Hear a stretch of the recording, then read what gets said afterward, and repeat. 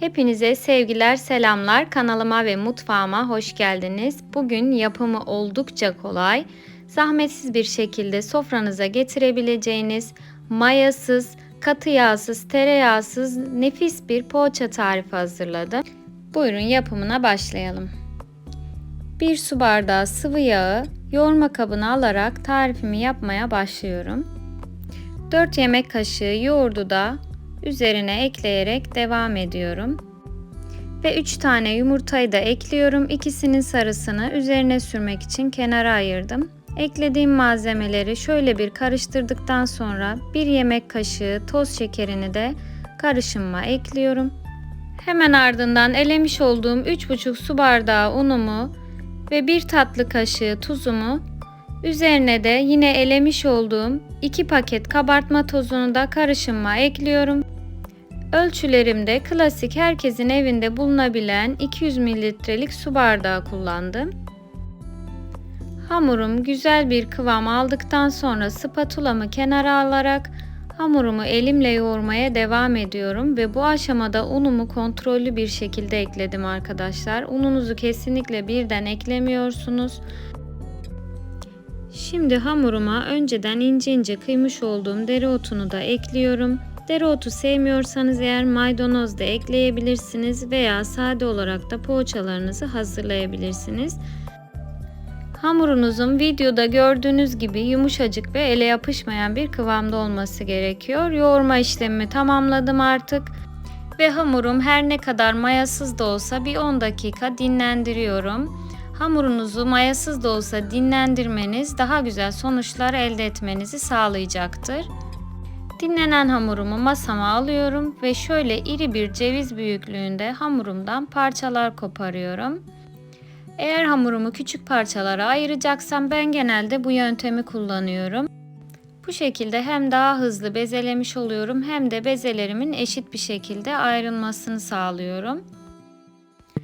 Tarifimi mutlaka kaydetmenizi öneriyorum arkadaşlar. Hem yapımı gördüğünüz gibi çok kolay hem de aşırı bereketli bir tarif oluyor. 30'a yakın poğaça çıkıyor bu tarifimden.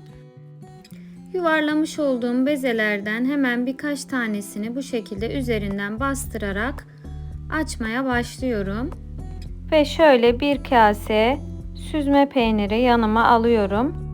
Ben peynir kullanmayı tercih ettim iç harcı olarak. Sizler dilediğiniz iç harcı ile poğaçalarınızı hazırlayabilirsiniz. Özellikle patatesli de gerçekten çok lezzetli oluyor bu poğaçada. Şimdi iç harcını yerleştirmiş olduğum poğaçaları bu şekilde üzerinden klasik poğaça kapatma yöntemiyle kapatıyorum. Hemen şöyle size nasıl kapattığımı daha yakından göstereyim.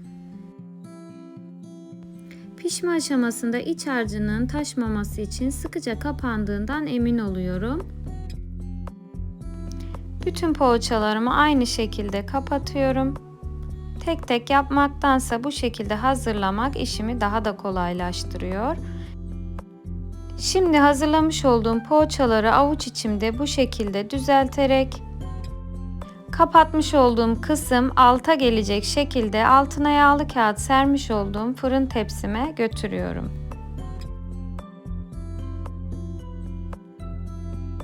Şimdi artık bütün poğaçalarımı hızlı bir şekilde hazırladıktan sonra hepsini fırın tepsime yerleştirdim. Şöyle 2 adet yumurta sarısı ayırmıştım. Güzelce çırptıktan sonra yumurta sarılarını poğaçalarımın üzerine sürüyorum.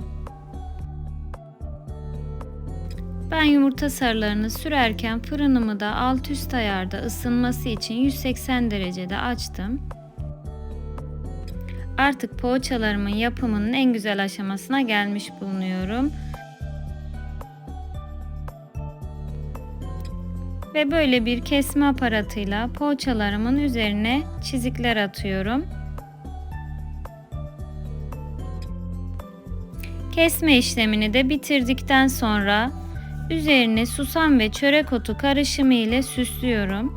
Sizler yalnızca çörek otu da kullanabilirsiniz. Yalnızca susam da kullanabilirsiniz. Eğer ikisini de sevmiyorsanız sade olarak da poğaçalarınızı hazırlayabilirsiniz. Bu arada ben bugün poğaçalarımı 3,5 yaşındaki oğlumun sınıf arkadaşları için hazırladım.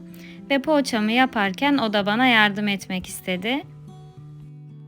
Poğaçalarınızı bu şekilde hazırlayıp çocuklarınızın beslenmelerine de koyabilirsiniz. Gerçekten benim oğlum bayılıyor bu poğaçaya.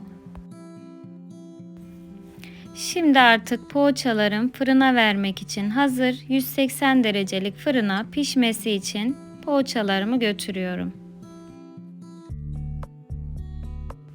Poğaçalarım benim fırınımda 180 derece alt üst ayarda 20 dakikada istediğim seviyede kızardı.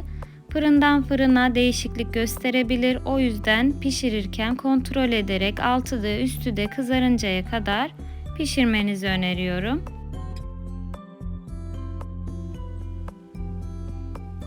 Birazdan poğaçalarımı hazırlayıp götüreceğim tabii ki, ama öncesinde sizlere iç dokusunu da göstermek istiyorum. Gördüğünüz gibi yumuşacık, altı da üstü de eşit oranda kızardı. Ve mutfağımı o kadar güzel kokular kapladı ki size tarif edemiyorum. Hemen bir tanesini ortadan ikiye ayırıyorum. Gerçekten muhteşem görünüyor arkadaşlar.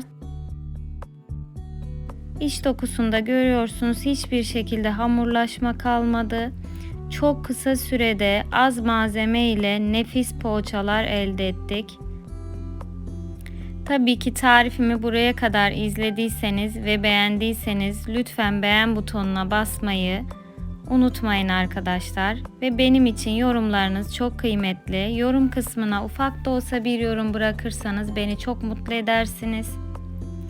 Henüz kanalıma abone değilseniz kanalıma şimdi ücretsiz bir şekilde abone olarak bildirim zilini de açarsanız bu şekilde paylaşmış olduğum tariflerden anında bildirim almış olursunuz. Ve şimdi mis gibi kokan yumuşacık ve sıcacık poğaçalarımla sizleri baş başa bırakıyorum. Bir tarifimin daha sonuna gelmiş bulunuyorum. Beni izlediğiniz için hepinize teşekkür ediyorum. Bir sonraki tarifimde de görüşmek dileğiyle. Hepiniz sevgiyle kalın, hoşça kalın.